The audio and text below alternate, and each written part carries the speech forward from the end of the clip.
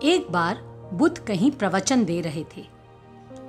अपनी देशना खत्म करते हुए उन्होंने आखिर में कहा, जागो, समय हाथ से निकला जा रहा है।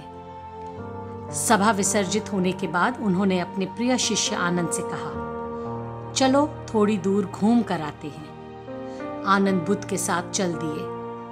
अभी वे विहार के मुख्य द्वार तक ही पहुंचे थे कि एक किनारे रुककर खड़े हो गए।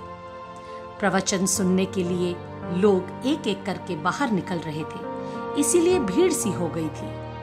अचानक उसमें से निकल के एक स्त्री गौतम बुद्ध से मिलने आई। उसने कहा, तथागत, मैं नर्तकी हूँ। आज नगर के श्रेष्ठी के घर मेरे नृत्य का कार्यक्रम पहले से तय था, लेकिन मैं उसके बारे में भूल चुकी थी।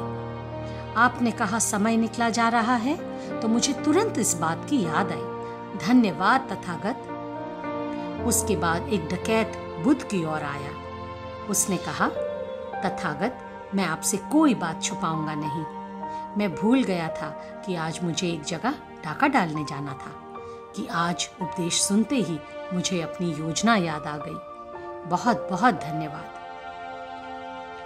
उसके जाने के बाद धीरे धीरे चलता हुआ एक बूढ़ा व्यक्ति बुद्ध के पास आया। वृद्ध ने कहा, तथागत, जिंदगी भर दुनियावी चीजों के पीछे भागता रहा। अब मौत का सामना करने का दिन नजदीक आता जा रहा है।